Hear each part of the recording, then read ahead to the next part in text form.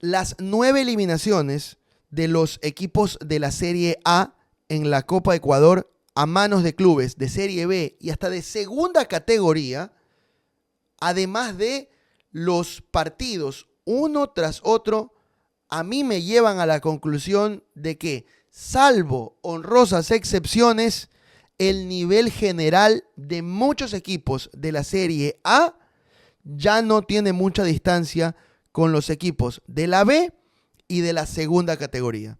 Es todo un fenómeno el que se ha presentado en los 16avos de final de la Copa Ecuador 2025, porque se fueron más del 50% de los clubes de la Serie A y fueron en algunos casos contra equipos de la B y en otros casos contra equipos de la segunda categoría. Y hay muchísimos matices y grandes diferencias entre las eliminaciones entre unos y otros, pero en un plano muy general, los planteles de la A, titulares y suplentes, deberían marcar una diferencia futbolística con los planteles de la Serie B y los de segunda categoría. Plantel versus plantel debería haber una diferencia, pero esas diferencias no se notaron en la mayoría de los partidos. Algunos equipos para clasificar tuvieron que sufrir y otros equipos terminaron quedando eliminados. Entonces, creo que este fenómeno que ocurrió con la Copa Ecuador nos puede presentar un indicador acerca de cómo está la A en cuanto a nivel competitivo actualmente. Son muchos los factores, muchas las aristas. Voy a empezar con un repaso de partido a partido, cómo les fue a los equipos que se fueron eliminados y qué tuvieron que hacer los equipos que clasificaron. La primer gran sorpresa de la Copa Ecuador se dio en el primer partido, cuando Deportivo Santo Domingo eliminó al Delfín. En aquel partido donde apareció la gran figura de Peñarrieta con ese gol de tiro libre, con ese gol olímpico, y que sorprendieron a un equipo que ha estado en constante cambio, como es la escuadra manabita, en ese momento dirigida técnicamente por Nicolás Quietino, quien después se terminara yendo de la conducción del equipo cetáceo. Ahí Delfín aplicó variantes en el plantel y se vio sorprendida por un Deportivo Santo Domingo que tiene más estructura futbolística y que evidentemente se jugó una final contra la escuadra manabita. Eliminación por penales para Delfín a manos de un Deportivo Santo Domingo que, jugando desde la segunda categoría, accedió a los octavos de final. Después, el Nacional sí fue más que el 22 de julio, a pesar de que fueron hasta Esmeraldas en una cancha complicada como la del Folke Anderson. El campeón de la Copa Ecuador mostró buen fútbol, mostró a un Darío Pazmiño que hoy ya no lo tiene, pero que estuvo en buen nivel y se impusieron por el marcador de 3-0 jugando mejor que sus rivales. Posteriormente, Libertad de Loja fue el otro equipo que quedó eliminado.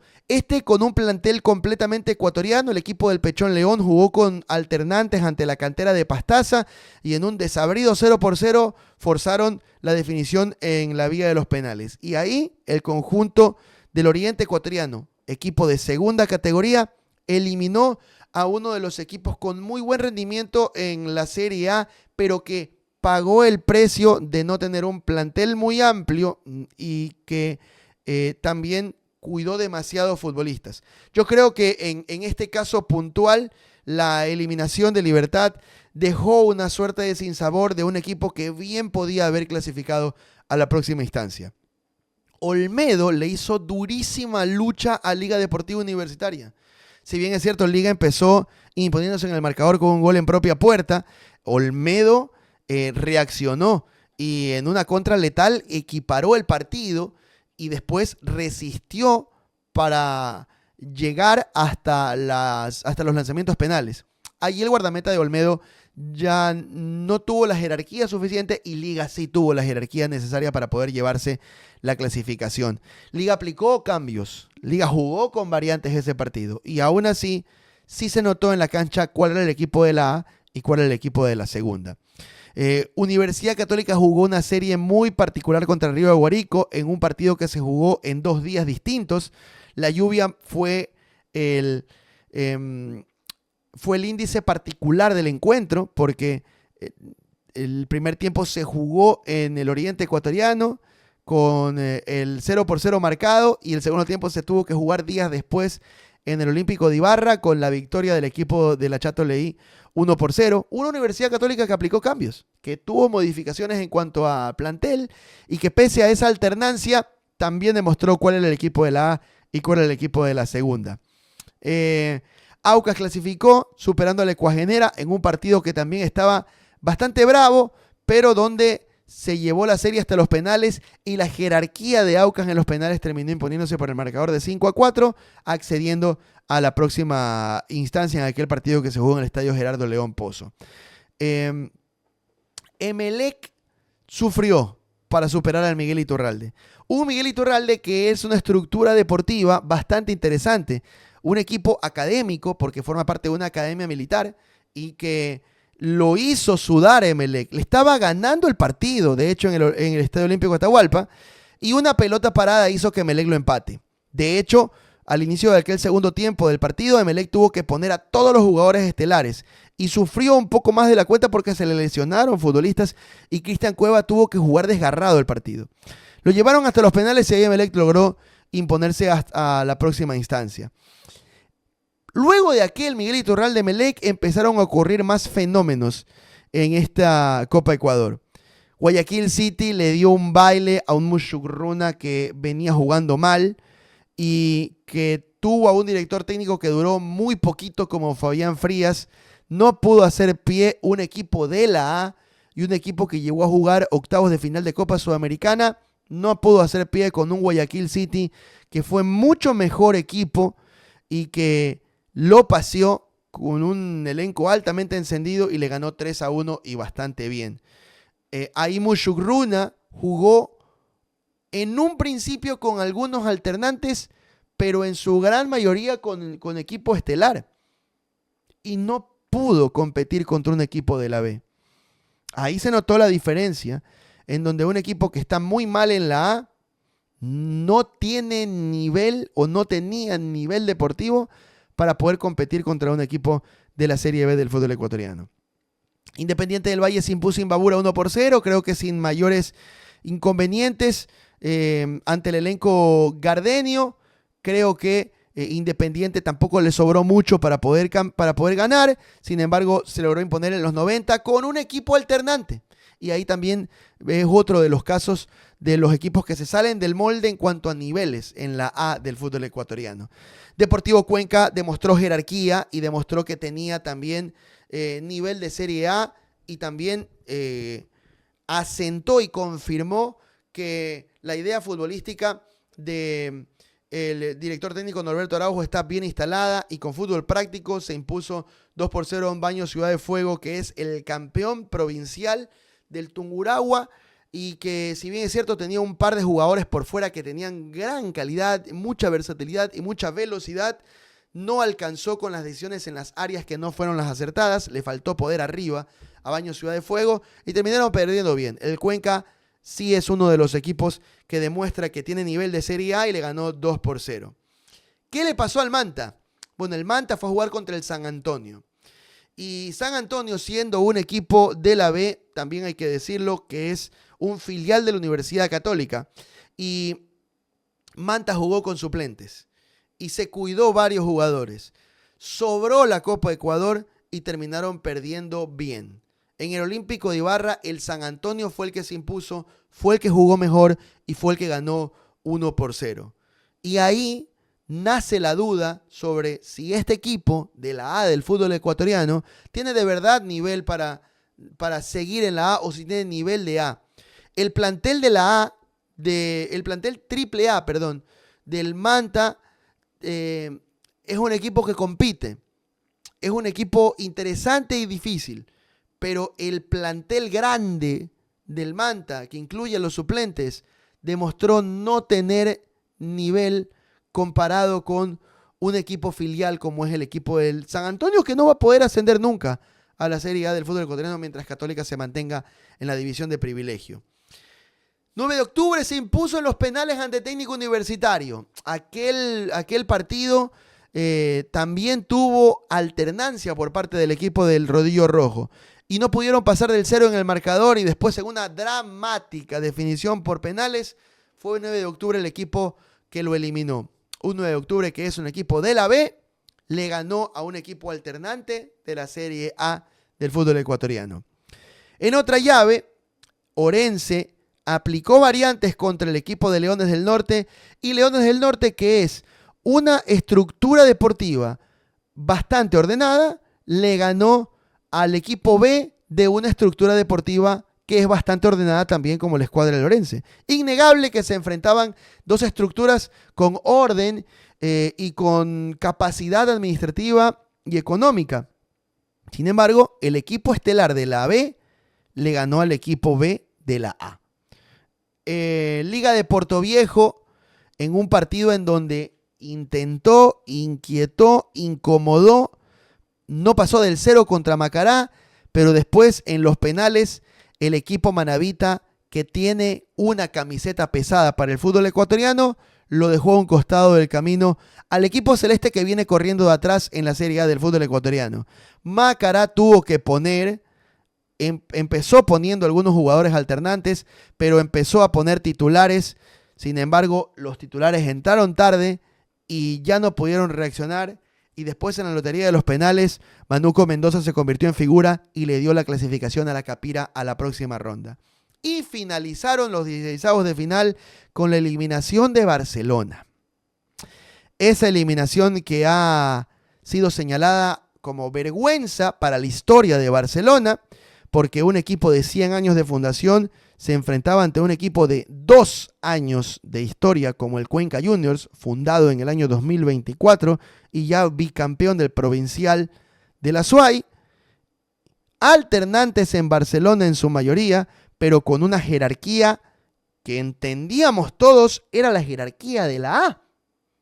Sin embargo, el Cuenca Juniors, que es un equipo diseñado para el ascenso, porque tiene jugadores de ascenso del fútbol ecuatoriano, lo dio todo y le pegó un baile a Barcelona, realmente un baile que terminó con la victoria del equipo de Cuenca Juniors en los 90 por el marcador de 2-0.